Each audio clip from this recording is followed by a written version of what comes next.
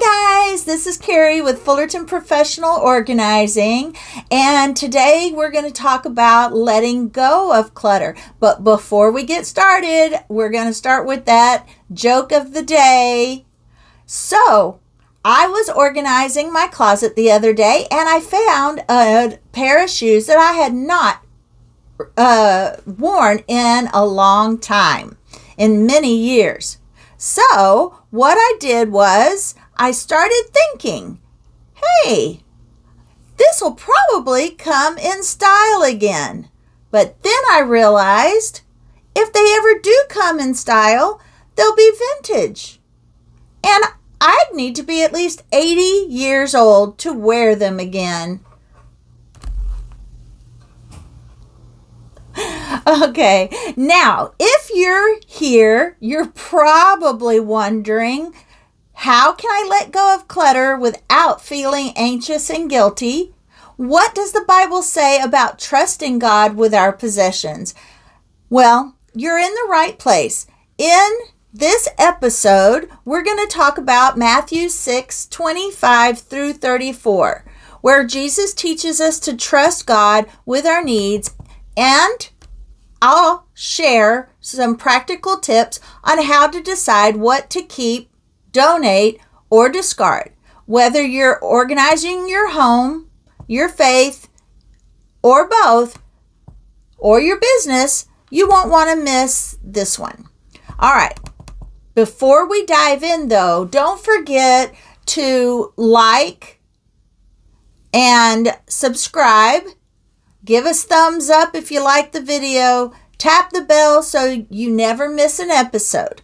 If you're ready to clear out the clutter and trust God with what's next, go ahead and give me that thumbs up. Okay?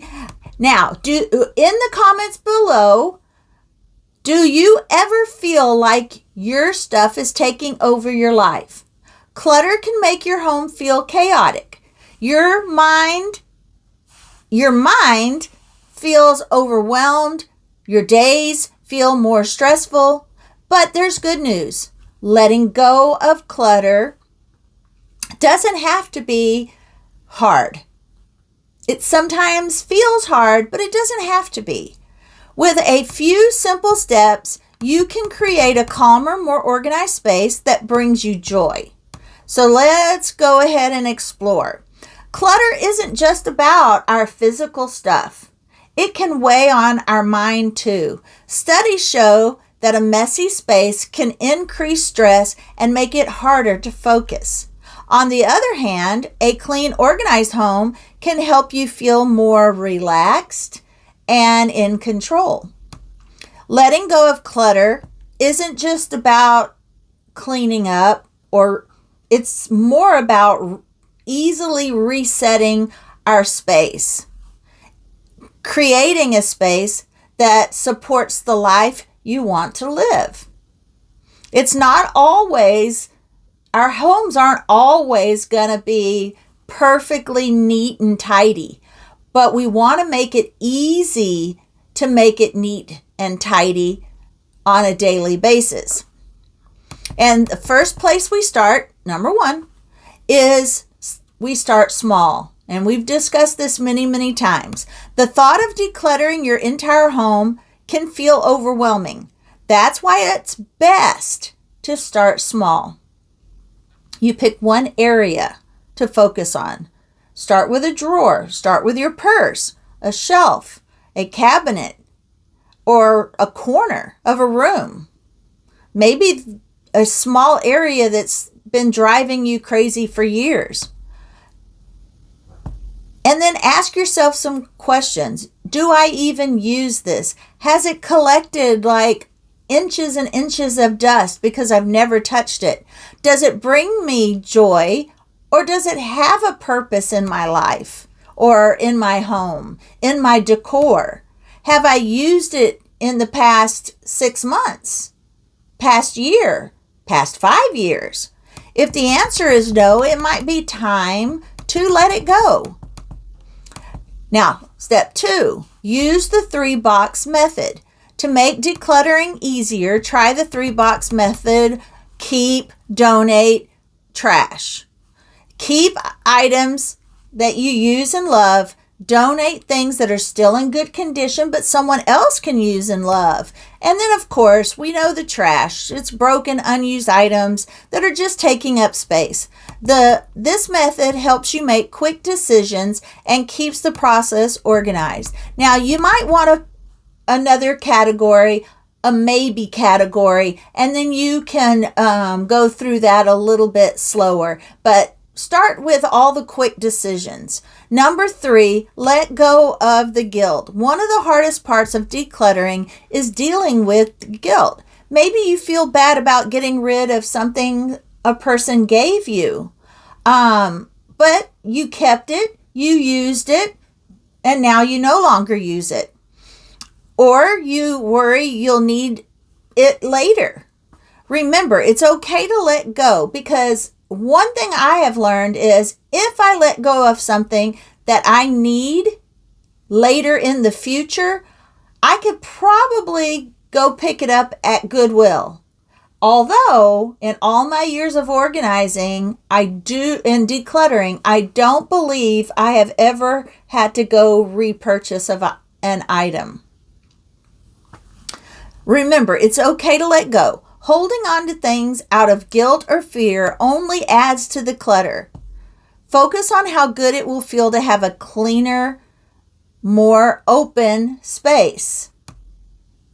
Now, number 4, create a system. Once you've decluttered, it's important to keep it that way. Create simple systems to stay organized. Design a spot for everything. Keys, mail, shoes. And remember, your home is your container. These specific areas that hold your items, those are containers. Instead of overfilling our container or purchasing a new container to hold the excess, let's work with what we have, and because we can fill up our container to overflowing and add a container and fill it up and add a container and fill it up. Where does it end? Okay, so put things away as soon as you're done using them. Do a quick 10-minute tidy up each day to stay on top of the clutter. Number 5, enjoy the benefits. Letting go of clutter isn't just about having a cleaner home. It's about creating space for the values, the things you value, the things that really matter, the things that help you accomplish your family goals, your work goals, your personal goals. You'll have more room to breathe, more time to focus on your goals, and more energy to enjoy life. Plus, you'll feel proud of your space and the effort that you've put into making it your own. Now, how are we going to connect between the clutter and faith?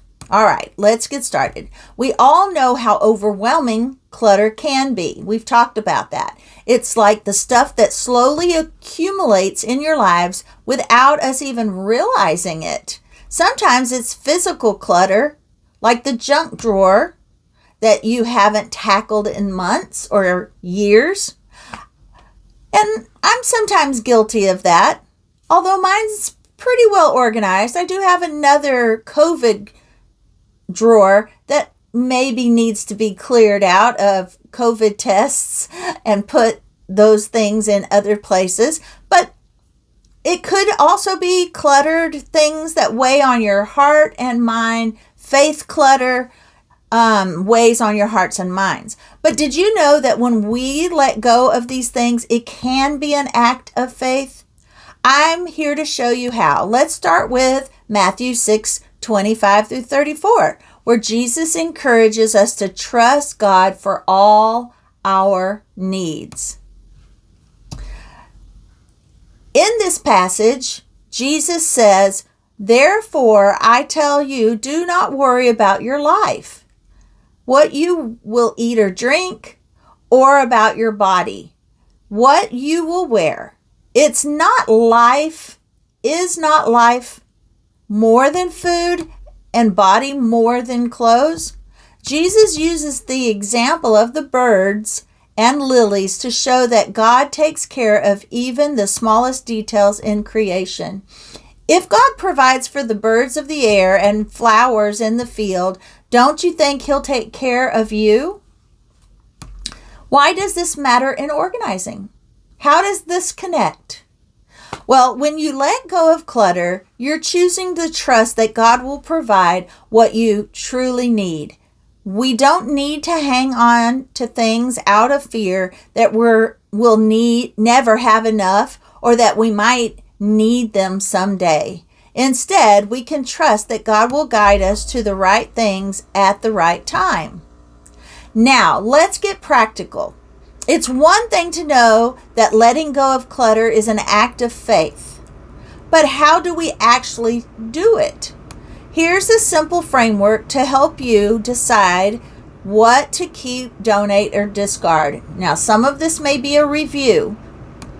Pray before you begin. Ask God to guide you through the process. Sometimes it's hard to let go of things that we're emotionally attached to, but ask God for wisdom and peace in your decision making. That will make the process a lot easier. It'll give you peace. 2, ask yourself 3 questions. Do I use this? Does it fit into my life purposes, the plan for my life?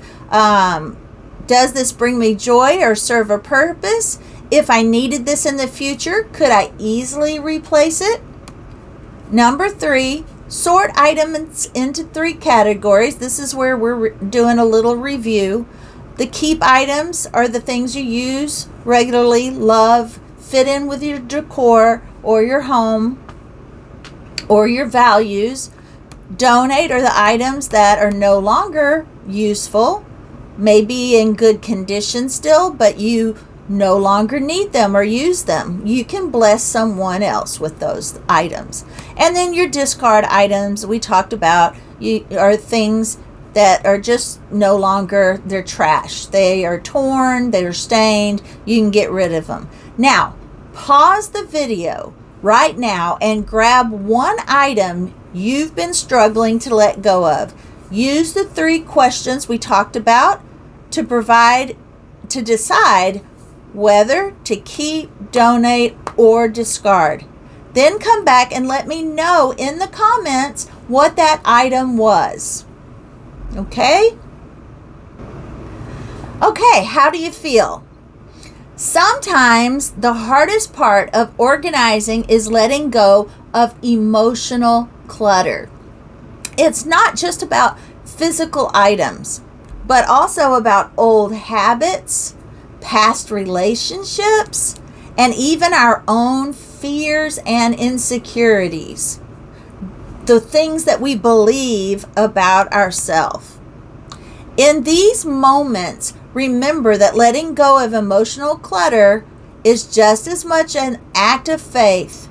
Trust that God has better things ahead for you. 2 Corinthians 5:17 says, "Therefore, if anyone is in Christ, the new creation has come. The old has gone and the new is here." Letting go of old emotional baggage is part of embracing the new thing God has for you. Now, before we wrap up, I want to leave you with another question. What's one thing you've been holding on to that God might be asking you to let go of? We've asked this in previous videos, and it might be the thing that you stop the video to let go of. Let me know in the comments below. I'd love to hear from you and support you on your journey. Now, thanks so much for joining me today. If you enjoyed this video, don't forget to hit that button, that like button, subscribe, and ring the notification bell so you never miss an episode. And remember, letting go of clutter isn't just about creating a cleaner home. It's about creating space for God to work in your life. All right, guys, until next time, smile, keep organizing, and I'll see you in the next video.